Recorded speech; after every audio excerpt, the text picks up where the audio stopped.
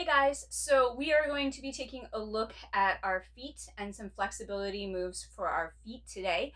This will help with things like a toe point, but also really having flexible feet the way they were designed to be flexible is a huge part of our foundation for standing with one leg or on one leg or even walking or just having a balanced body. And oftentimes feet are one of those body parts that we kind of forget about. Same thing with hands, right? Feet and hands play a huge role in our lives and we just kind of leave them out of everything.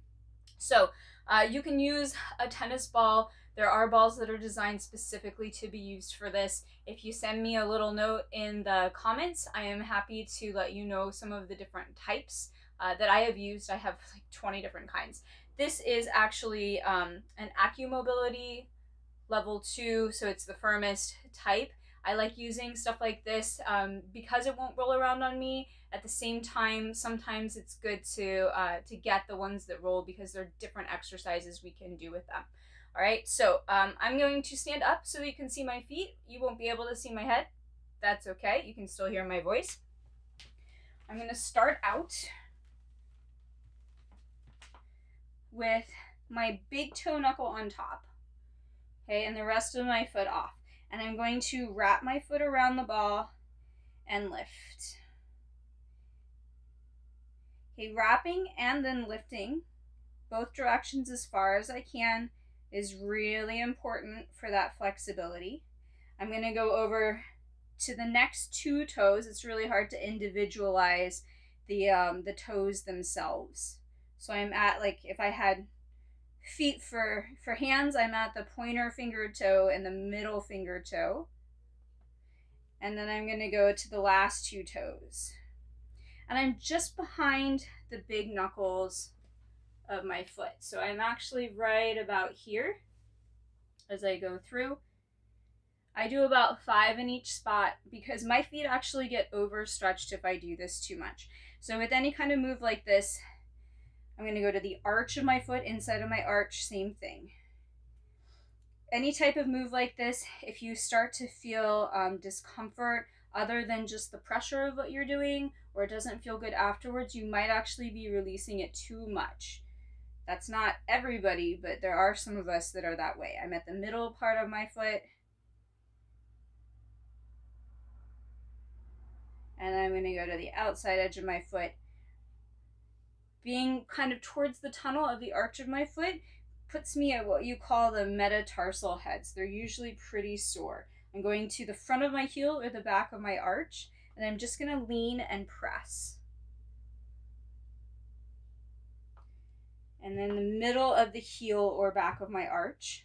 So the heel bone is one bone. The rest of the bones in the feet kind of vary between, let's call them ice cube size and pencil size.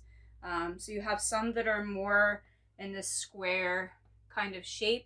They're not actually square, it's just an image. And then you have ones that are longer, like what make your toes more like a pencil. All right, I'm gonna go to the other side. So start right behind that big toe knuckle right there.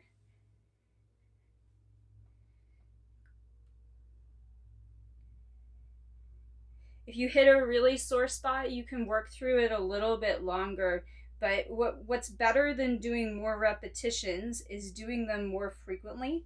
So hitting up, come to the middle of the foot, hitting up the movements, hitting up the stretches twice a day for about 5 repetitions each, or just every day, or at least 3 to 4 times a week.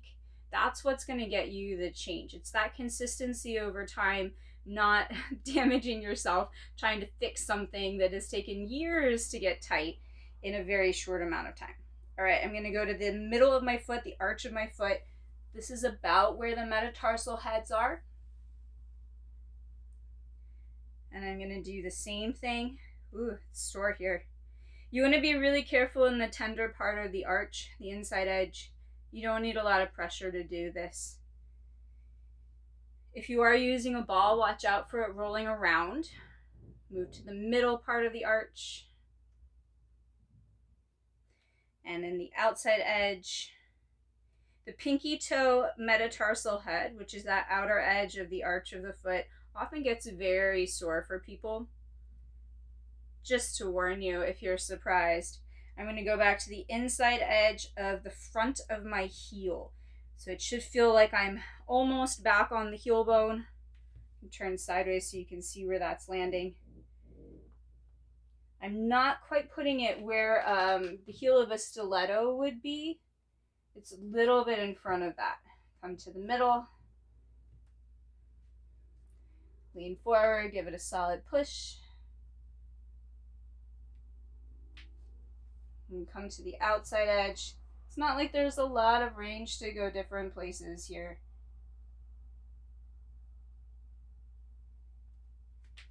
Okay, and then you can just stand, right? And your foot is going to be a lot looser for having done that. All right, so you can let me know if you have questions about the types of tools that I use. I love sharing those things. I'm generally not affiliated with any of these companies, but as somebody who uses them a lot and a lot of different types, I like passing on the information to people. So there you go. I hope this has helped, and I'll see you next time. Bye, guys.